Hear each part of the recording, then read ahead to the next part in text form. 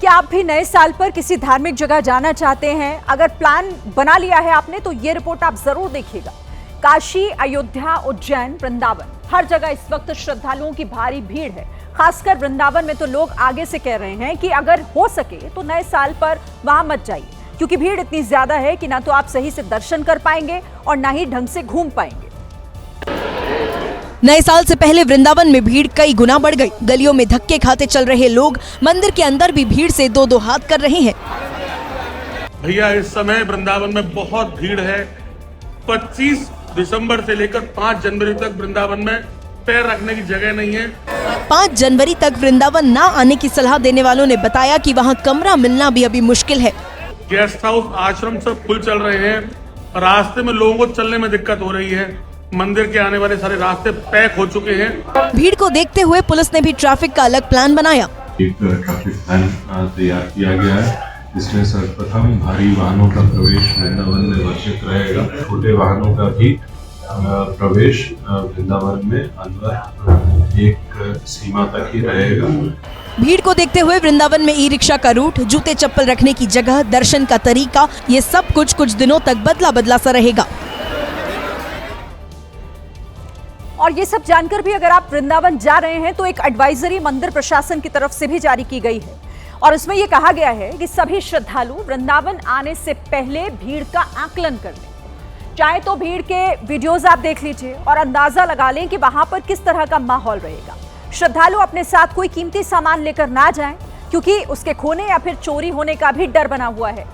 मंदिर दर्शन के लिए प्रशासन की तरफ से तय किए गए एंट्री और एग्जिट पॉइंट का ही इस्तेमाल करें और वहां जो अनाउंसमेंट हो रही है उन्हें भी जरा गौर से सुनते रहें। मंदिर में आने और जाने का रास्ता अलग होगा, इसीलिए जूता चप्पल किसी फिक्स जगह पर ही उतारें ताकि वो आराम से आपको बाद में मिल जाए। हर श्रद्धालु अपने साथ एक पर्ची रखे जिसमें उसके घर वालों का नंबर हो, ताकि कहीं पर अगर वो गुम हो भी जाएं तो ढूंढने में आसानी हो। एक बार फिर हिदायत दी गई है कि अगर कोई बुजुर्ग है, बीमार है या फिर कोई छोटा बच्चा आपके साथ है तो अभी कुछ दिन का इंतजार कीजिए। वृंदावन ना जाएं तो ही ये बेहतर होगा। खैर, घूमने वाले सिर्फ मंदिर नहीं, पहाड़ों पर भी जा रहे हैं और उन्हीं की वजह से इस वक्त पहाड़ गुलजार हैं। हजारों की भीड़ रोज पहाड़ों की तरफ अपनी गाड़ियां घुमा ले रहे हैं। हिमाचल से लेकर उत्तराखंड और कश्मीर के टूरिस्ट स्पॉट्स सैलानियों से गुलजार हो गए हैं। एक चीज स्नो मिलने के लिए नहीं है। उम्मीद पूरी तो हुई है, लेकिन हमें बर्फ का इंतजार था, वो नहीं अभी तक बढ़ी। पर्यटकों की इच्छा कश्मीर में पूरी हुई। वहां गुलमर्ग की पहाड़ियां और बर्फ और उसे देखने आने वाले सैलानियों से गुलजार थी। ऐसी ही भीड़ राजस्थान भी पहुंची, जहां जैसलमेर के रेगिस्तान और किले देखने के लिए लोग दूर दराज से आए थे। उत्तराखंड के नैनीताल में भी झील में बोटिंग करने वालों की संख्या नए साल से पहले बढ़ गई है। हालांकि पहाड़ों पर अब आप यूं ही नहीं जा सकते हैं, इसके लिए एक तरह का एंट्री पास लग रहा है। यह नियम शुरू हुआ है उत्तराखंड के नैनीताल और मसूरी में। नियम बनाया गया है कि अगर नैनीताल और मसूरी में भीड़ बढ़ी तो वहां उन्हीं गाड़ियों को एंट्री मिलेगी जिनकी पहले से बुकिंग होगी। तो इसीलिए अगर आप ये सोच रहे हैं कि वहां जाकर बुकिंग करेंगे तो हो सकता है कि वहां पर आपको परेशान होना पड़े। यह भी हो सकता है कि आपकी गाड़ी टूरिस्ट स्पॉट से कुछ दूरी पर आपको खड़ी करनी पड़ जाए और जिन जगहों पर आप गाड़ी से घूमना चाहते थे वहां पैदल ही आपको जाना पड़े। नए साल पर उत्तराखंड में 1 लाख से ज्यादा पर्यटकों के पहुंचने का अनुमान जताया गया है। धर्म नगरी काशी से अतिथि देवो भव की परंपरा को शर्मसार करने वाला एक मामला सामने आया। यहां गंगा स्नान करने पहुंचे जापानी पर्यटकों के साथ स्थानीय लोगों ने बदसलूकी की है। जापान से आए 4-5 टूरिस्ट गंगा स्नान की तैयारी कर रहे थे। इस ग्रुप में एक महिला ने सेंटा क्लॉज वाली टोपी लगा रखी थी, जबकि कुछ लोग सेंटा क्लॉज वाले कॉस्ट्यूम में थे। स्थानीय लोगों को ये देखकर आपत्ति हुई। इसी बीच किसी ने अफवाह फैला दी कि जापानी पर्यटकों ने गंगा में पेशाब किया, जिसके बाद स्थानीय लोग और भड़क गए।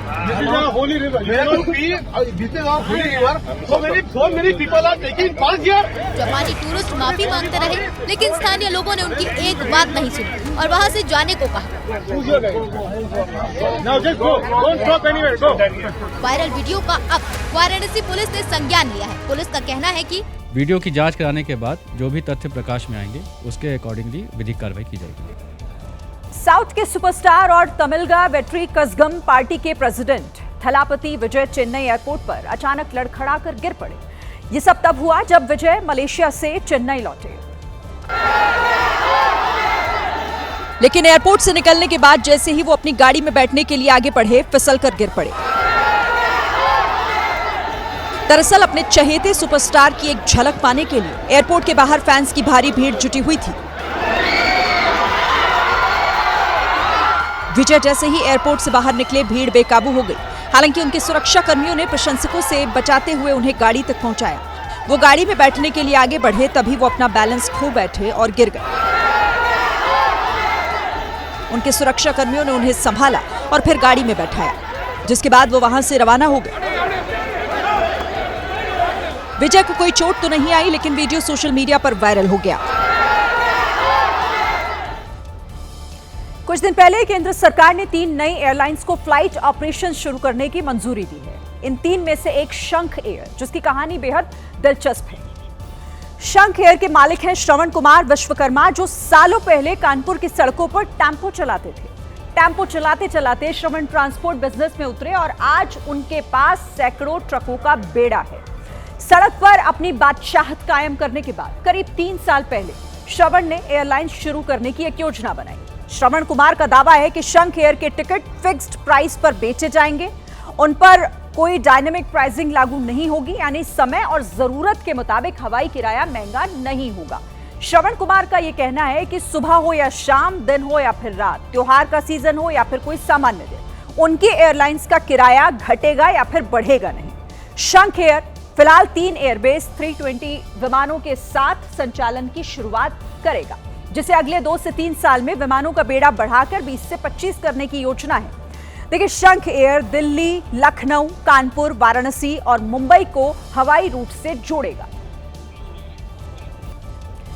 महाराष्ट्र के पुणे में उस समय अफरा तफरी मच गई जब अचानक से एक ट्रक आग की लपटों से घिर गया। ट्रक में अचानक आग कैसे लगी, फिलहाल ये पता नहीं चल पाया है। लेकिन कुछ ही देर में आग तेजी से भड़की और ट्रक धू धू कर जलने लगा।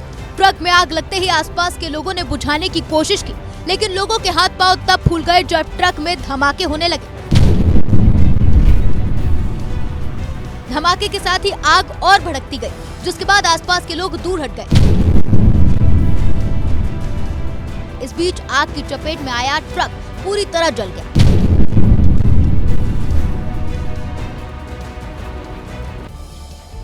कांग्रेस के अंदर दिग्विजय सिंह के बयान को लेकर सियासी बवाल खड़ा हो गया है। कुछ नेता दिग्विजय सिंह से सहमत हैं, तो कुछ उनके विरोध में आकर खड़े हो गए हैं और बयान दे रहे हैं। इस बीच राहुल गांधी ने मजाकिया अंदाज में जो कहा, वो कई इशारे करता है।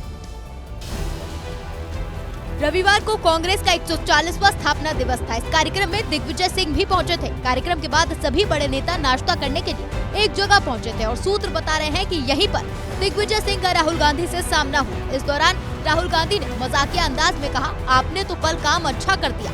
इसके बाद एक दूसरे सांसद ने चुटकीले अंदाज में कहा, दिग्विजय सिंह साहब बदमाशी कर गए। इस पर राहुल गांधी ने हंसते हुए सांसद के समर्थन में कहा, बिल्कुल सही कहा, दिग्विजय सिंह जी बदमाशी कर गए। सूत्र बता रहे हैं कि राहुल गांधी ने दिग्विजय सिंह को सख्त नसीहत दी है और कहा है कि उन्हें जो भी बात रखनी हो पार्टी के मंच पर रखें, न कि सोशल मीडिया पर। दरअसल दिग्विजय सिंह ने बतौर संगठन आरएसएस की तारीफ की थी और प्रधानमंत्री मोदी की पुरानी तस्वीर शेयर करते हुए आरएसएस और बीजेपी के संगठनात्मक ढांचे की सराहना की थी।